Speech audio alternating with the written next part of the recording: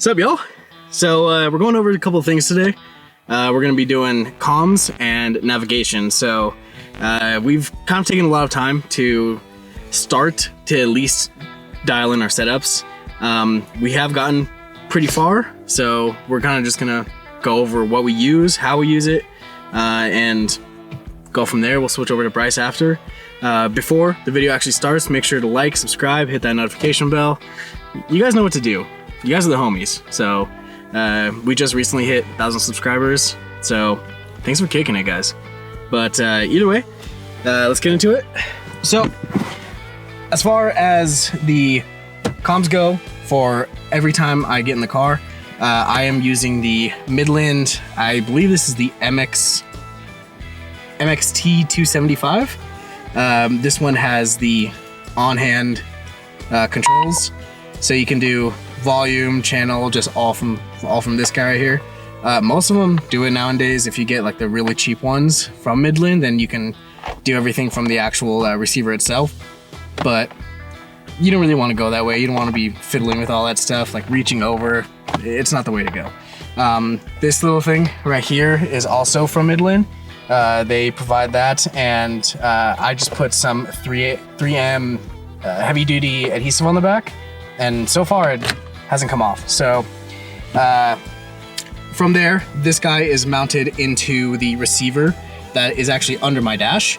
Now I'm probably gonna move it to maybe right here, just because you can actually have the speaker in receiver sound coming out from the hand and from the receiver itself, so it's a little bit louder.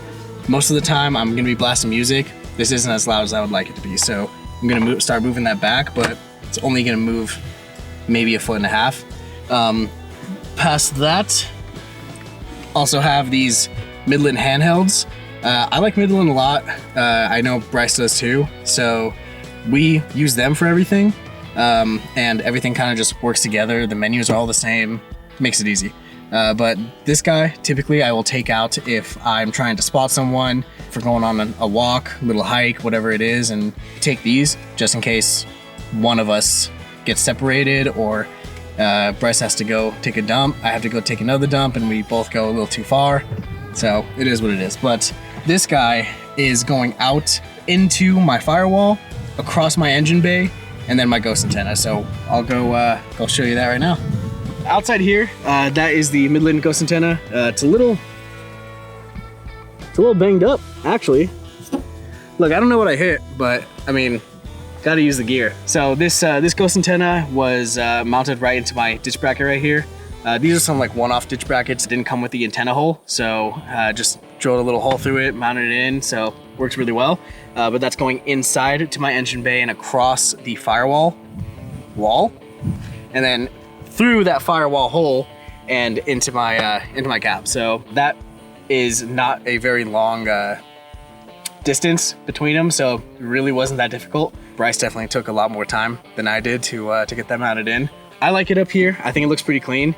Basically, it just works. So light doesn't get in the way for interference or anything like that either. Everything still comes out super clear as when I had it mounted onto like my hood here, and that just looked all over. You know, that just looked terrible. All right, cool. So they got the ghost antenna back there, and then come with me to the back, and we'll show you how we get cell service. Yay! Cool. So in the back right here, on the front runner rack, I have the Wii Boost. I don't remember exactly which one this is, but it's one of like the very first gen ones that they came out with. So before anyone goes out and buys a Wii Boost, if you don't exactly know what it is, it just boosts up your cell phone signal. It will not create signal for you, and it is still spotty when it does have signal, but it does 100% help. I had to send out some files that I was transferring over in like Big Bear area, and it worked out pretty well. So I have that mounted onto the front runner radio mount, so you can actually pull that pin out, put it down if you don't want it to be sticking up like that, so it makes it pretty easy. But as of right now, I have that going in. I'm gonna be hardwiring that guy into my dash, so whenever I turn on my car, then that will just come on immediately. You can always use better signal anywhere you go, so kind of helps out. But yeah, and with this guy, that kind of brings us over into navigation. When we are out here, I have the We Boost on, that's boosting my cell signal, but if cell signal is not an option or I have very, very little of it, typically for navigation, we both use OnX. So everything in here, if you're not familiar with OnX, offline maps, wherever you're gonna be going, you can actually download the whole map itself in whatever quality you want, so you can zoom way in, or if you just kind of want the whole area, don't want to take up a lot of space on your phone, then you can have it on a small resolution. It's pretty cool. You can have offline maps, and you can do a whole lot of different stuff with OnX. You can record what trail that you're going on and how you got to that certain spot. So just to make it very clear, this is not an ad for OnX, but we do know the guys over at OnX, super cool dudes, and they have an awesome team. They did hook me up with a good subscription, and they gave me this free hat. So we would love to be sponsored with OnX and get bunch of cool shit, dude. We make so much cool shit with you. Anyways, love you guys. Moving on. And Garmin, right? Stay right there. So the most important one that we use is going to be the Garmin InReach Mini. Both Bryce and I have the InReach Mini 1. These things are great, and if you need to get a text out, you need to just tell everyone you're okay, where you're at, what you're doing. Doesn't matter if you go off-roading or if you go hiking or if you go backpacking, whatever it is, this thing is honestly sick. I've been able to talk to my parents, my girlfriend, tell them everything's cool, we're good out here, I'll see you when I get back. So it's making it easy. These things are like little satellite communicators, so just connects to your phone and you can send out texts. And now the biggest thing is that this SOS right here. So if you're out here by yourself, you just broke your leg, you can pop this open, you hit that, and it calls the nearest search and rescue. So these things are legit lifesavers. That's basically it from me. We're gonna go over to Bryce now, and he's gonna run down all that stuff that I basically went through, but how he does it, how he runs through it, whatever he's got, dude. I don't know, man. Who cares? All right, let's go check out Bryce. All right, so we're in the FJ now. Basically gonna go through the same stuff that Chris has. So comms, navigation, how I set it up. Same deal. Got the Midland MXT 275, and I do have the actual powerhouse, whatever you call it, the big guy over here, down just next to my leg. And I have these set up where the sound comes through the handheld and the actual unit itself. You're driving down the highway, you're blasting music, whatever. Sometimes it's hard to hear just out of the handheld. Eventually, I'll probably also move the unit to like the back of the center console here and run everything down through like the under the transmission tunnel trim right here, just to make it more clean. I know Midland also has those little receivers where you can just plug in the end of these guys here, nice and tidy. It's not going to be, you know, hitting my leg anymore, but honestly I've gotten used to it. It's no issue. But yeah, this is super helpful. Got plenty of range on these guys. I'm also running the 3 dB ghost antenna on those. I know they have like their new like big bull bar ones. Wanted to get one of those initially, but pretty much overkill for what type of wheeling we do. We're not in like Australia, freaking 20 miles away from each other, so not necessary for our needs. Navigation, same deal. I use OnX and Gaia. I have the premium subs for both of those. Being able to download the maps, super cool. As soon as you hit like the mountain roads, you're gonna lose that signal, or wherever you drive out of the city. So cool to have those. And then with my Desata head unit, I'm actually able to run Apple CarPlay, so I can actually do all the same OnX stuff on here, so I can have my maps up here. Usually on the head unit, I use this for like kind of just seeing the road. Like if you're on a windy road, it's cool to know ahead of time that there's a big curve coming up. The phone and the Garmin InReach Mini 1 are on some RAM mounts, and that's kind of just attached to my dash right there. Makes it all nice and easy to have everything up in front of me. Everything literally in this little vicinity here, like the freaking Overlanders call it the cockpit. You're in a car, dude, you're not in a jet. Super easy to grab if you gotta turn on the InReach Mini, if you gotta look at a map, shoot a text, whatever. Even my GoPro's up there.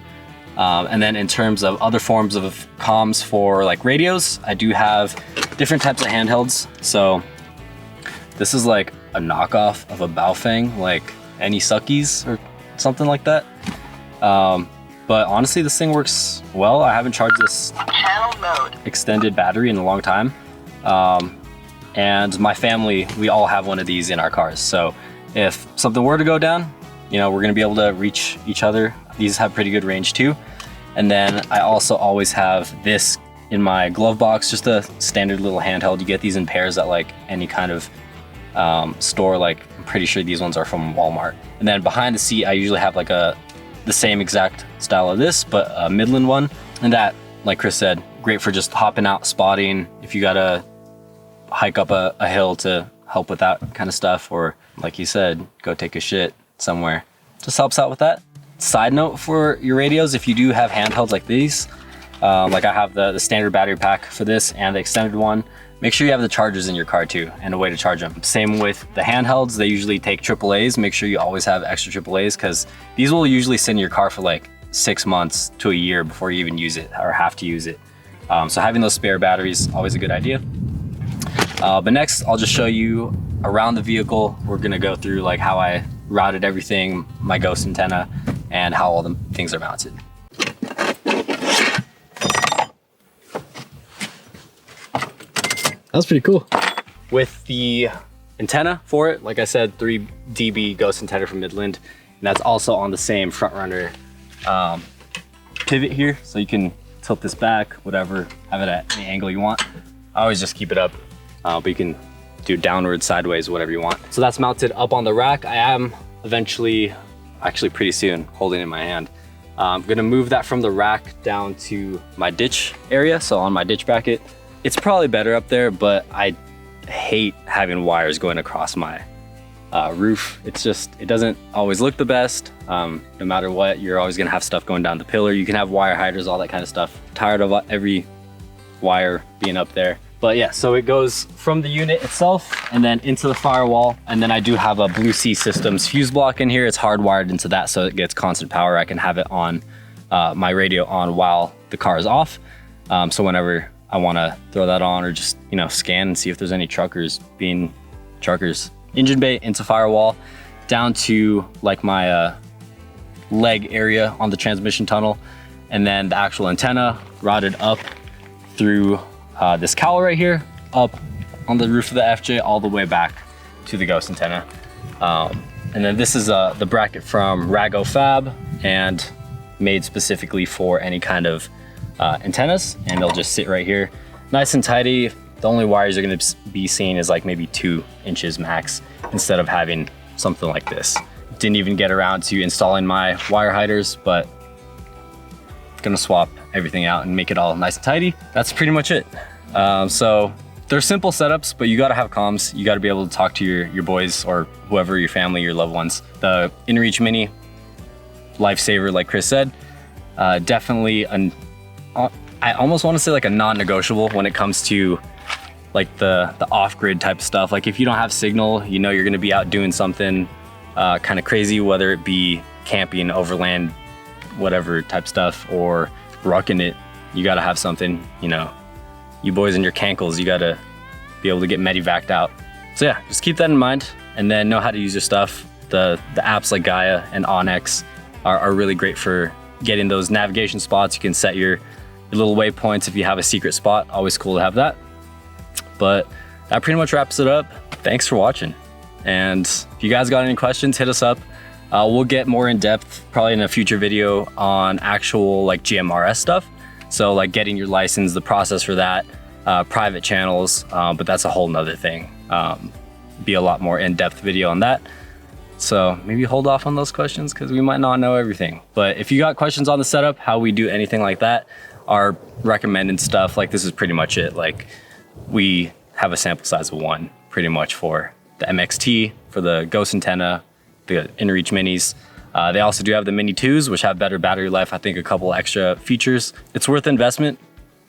Could save your life. So check them out and we'll catch you on the next video. Stay precise.